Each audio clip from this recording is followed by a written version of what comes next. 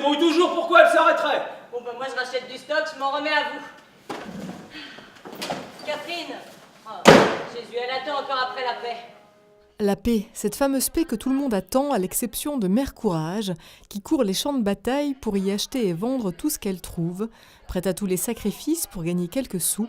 Mère Courage et ses enfants de Bertolt Brecht, un texte qui répond aujourd'hui encore à l'inquiétude du monde moderne en crise politique et que les acteurs, dirigés par le metteur en scène Jean Boileau, ont interprété une dernière fois hier, avant la grande première. On est comme une sorte de boule de neige très très secouée, parce qu'une générale c'est beaucoup d'émotions, c'est beaucoup de réglages, c'est beaucoup une sorte d'aboutissement.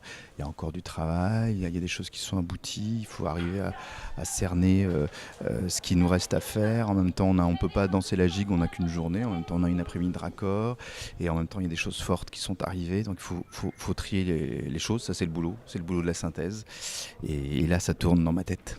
Pour son premier spectacle en tant que directeur du Nest, Jean Boileau a réussi le pari audacieux de nous faire ressentir toute la modernité du texte de Brecht à travers une mise en scène inventive. La vidéo et la musique y ont ainsi la part belle, maquette filmée ou encore composition interprétée en live par les frères Pontier.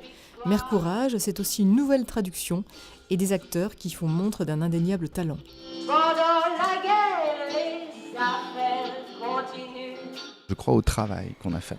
Je crois en la capacité de boulot que chacun des membres de cette équipe, qu'il soit comédien, technicien, qu'il soit musicien, qu'il soit aussi dans l'administration, a réussi à faire, à se concentrer pour que ce jour-là existe. Ça fait 2 ans qu'on en parle.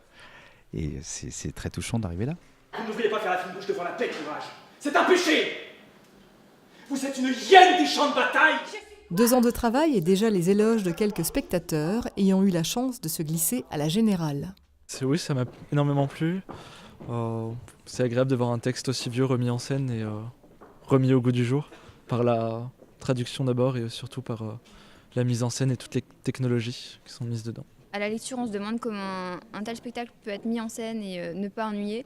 Quand on nous dit 3 heures, on se dit oulala, et finalement c'est vraiment très vivant et j'ai pas vu le temps passer, quoi. Le rendez-vous est pris ce soir et jusqu'au 15 janvier au Théâtre en Bois à Thionville.